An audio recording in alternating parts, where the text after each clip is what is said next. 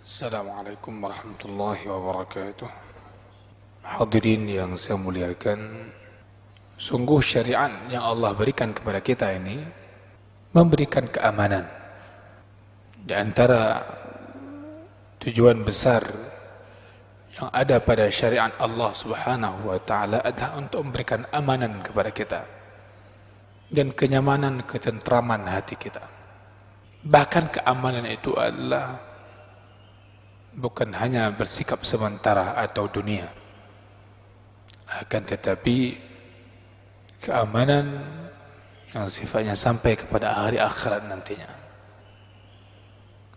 Maka seseorang kalau di dunia dia beramal, berbuat, bekerja untuk merasakan aman dan nyaman di masa tua, sehingga dihabiskan masa mudanya bercapek-capek, berletih untuk mengumpulkan dan mentargetkan masa tuanya aman, tentram, tidak ada gangguan baik sisi kesehatannya dan lain sebagainya. Dia usahakan ketika masa muda segala keperluan materi di akhir hidupnya itu tidak ada yang bermasalah untuk anak dan cucunya.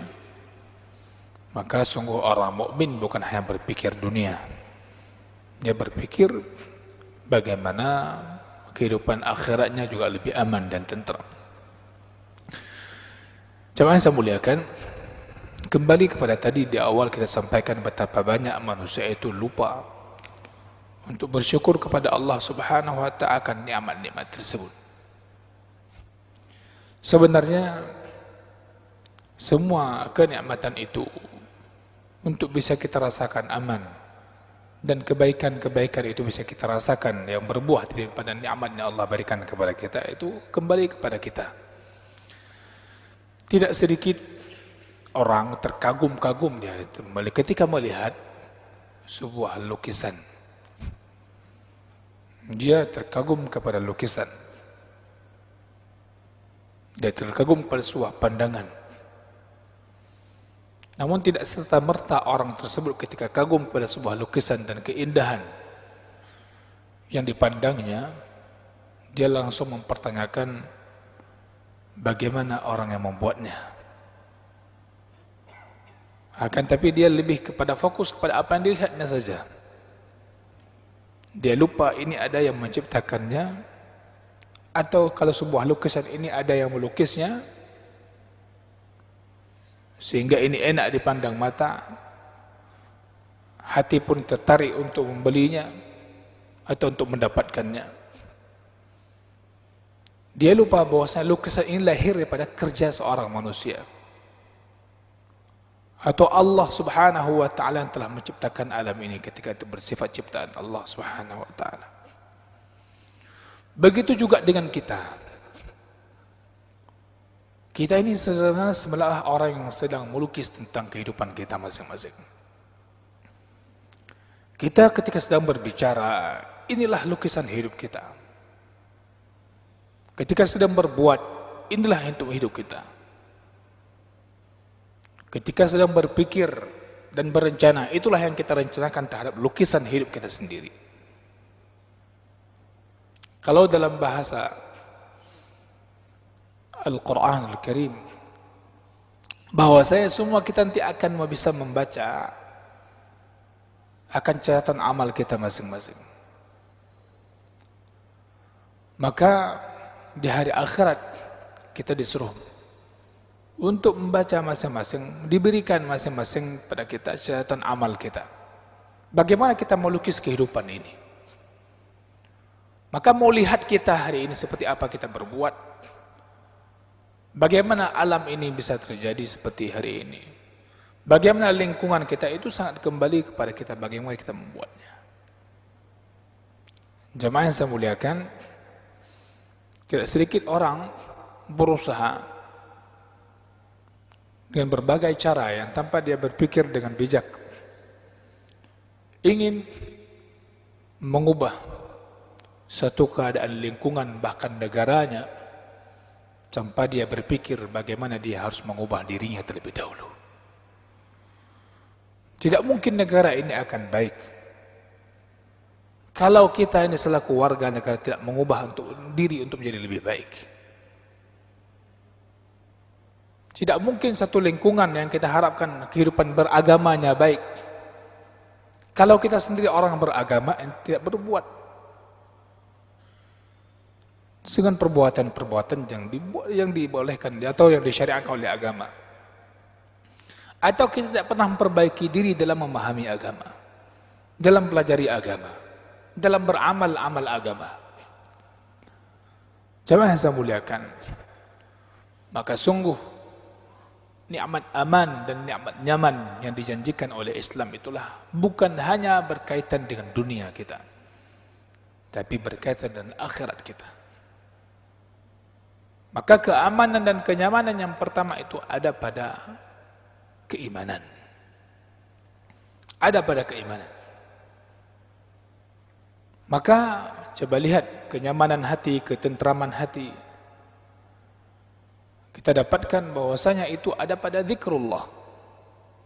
Ketika seorang senantiasa hatinya yang bisa itu terlihat pada perbuatan anggota tubuhnya serta lisannya, itu ada pada keimanan.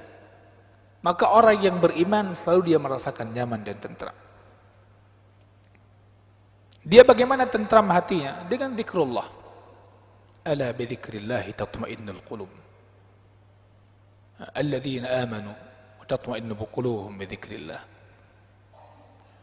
Allah Subhanahu wa taala juga memberikan kenyamanan dan ketentraman hati kita itu ada pada keimanan yang tidak dicampuri dengan kezaliman.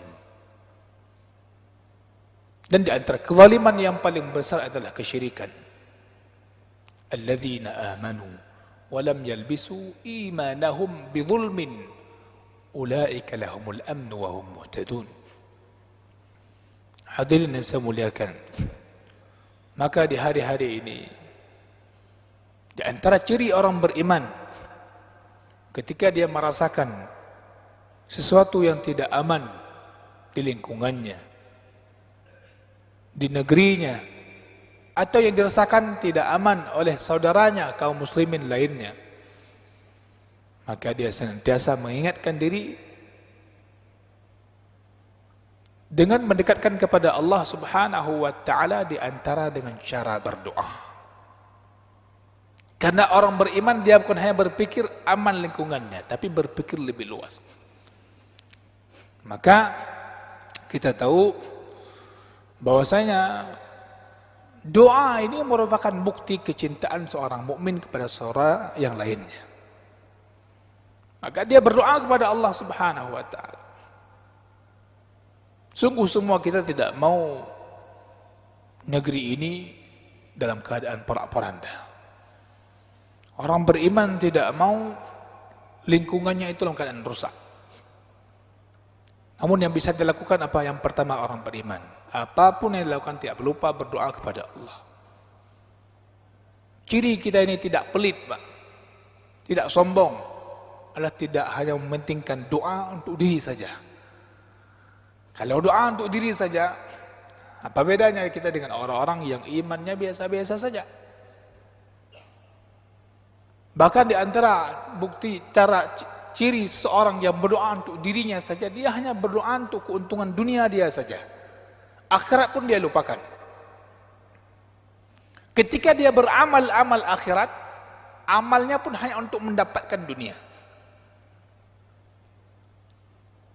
Maka Allah Subhanahu wa taala berikan bagi dia di dunia, namun akhirat tidak dapat apa-apa. Dia berdoa, Rabbana atina fid dunya, namun akhirat tidak apa-apa. Wa ma lahu fil akhirati min khalaq. Akan tapi orang beriman yang memahami hakikat keimanan yang baik, dia akan berdoa, Rabbana atina fid dunya hasanah wa fil akhirati hasanah wa qina adzabannar. Dan sungguh janji Allah itu benar. Keamanan itu diberikan bagi orang-orang beriman. Ketika diberikan cobaan di dunia, bala yang tidak menyenangkan, orang beriman itu terus berdoa kepada Allah. sambil berusaha untuk memperbaiki keadaan itu. Dan dia sadar, dia ambil hikmah dalam setiap keadaan agar hamba ini tidak pernah lupa kepada Allah Ta'ala. Maka Allah berikan rasa tidak enak, sakit, agar dia tahu dia ini hamba yang lemah. Bahwa saya manusia ketika berusaha mengerahkan segala bentuk keamanan, maka di sini dia paham bahwa aman itu mahal. Nanti kita akan dapatkan dalam kajian hadis tentang pembahasan ini. Artinya apa? Bahwasanya aman itu mahal. Para ulama mengatakan, maka perhatikanlah kehidupan manusia di dunia untuk dia mendapatkan keamanan hidupnya. Ketika sebuah negara, maka dia berlakukan adanya pihak keamanan. Keamanan laut, ada angkatan laut. Keamanan darat, ada angkatan darat. Keamanan udara, ada angkatan udara. Maka semua orang berpikir begitulah pentingnya aman. Namun kadang manusia lalai akan nikmat tersebut, bahwa hidupnya ini penuh dengan nikmat aman yang sangat mahal. Oleh karena itulah jemaah saya muliakan, intinya kembali kepada perbaikan diri kita. Kalau untuk dapat aman, kembalilah kepada Allah Subhanahu wa taala. Lihat dan doakanlah agar nikmat aman ini dan nikmat iman ini selalu berkekalan dalam diri kita. Karena keamanan akan tercabut ketika iman itu sendiri tercabut. Iman itu hilang, iman itu melemah, maka keamanan itu juga akan melemah. Maka perhatikanlah bagaimana kehidupan Rasulullah sallallahu alaihi wasallam dan para sahabat radhiyallahu alaihim. Mereka orang-orang yang merasakan ketentraman hati, dan mereka pun merasakan menjadi orang-orang yang Allah janjikan keamanan di hari akhirat dengan dijauhkan daripada azab neraka Allah Subhanahu wa ta'ala. Maka sungguh keamanan sejati dan kenyamanan, ketentraman hati itu tidak mungkin didapatkan pada selain Allah Subhanahu wa ta'ala. Maka itu yang menjadi pesan terakhir kita, bahwasanya sehebat apapun kita, apapun tugas kita di dunia ini, apapun setinggi apapun jabatan kita, yakinlah nikmat aman itu mahal. Maka jangan terlena dengan keamanan yang hari ini Allah berikan. Ya, saya pesan untuk diri saya sendiri, terus berdoa agar Allah Subhanahu wa ta'ala senantiasa mencurahkan rahmat dan nikmat aman kepada diri kita, keluarga kita, bangsa kita, dan kaum muslimin dimanapun. Jadilah orang yang bernegara dengan memikirkan bukan hanya kepentingan pribadi. Jadilah sebagai warga masyarakat yang dia selalu mengharapkan masyarakat lainnya, sekitar tetangganya mendapatkan rahmat nikmat Allah Subhanahu wa ta'ala. Yakinlah ketika anda berdoa demikian, maka anda sedang begitu yakin Allah itu maha kuasa atas segala sesuatu. Jika tidak, maka mungkin ada keraguan dalam diri kita. Kenapa kita sampai tidak berani mendoakan dan mengatakan kepada Allah, ya Allah, limpahkan rahmatmu kepada saudara-saudara kami, berikan keamanan kepada kami, tunjukkan bahwasanya kita adalah orang-orang yang begitu yakin akan kekuasaan Allah Azza wa Jalla. Amin ya rabbal alamin. Subhanakallahumma hamdik, asyhadu an la ilaha illa anta, astaghfiruka wa atubu ilaik. Wassalamu alaikum warahmatullahi wabarakatuh.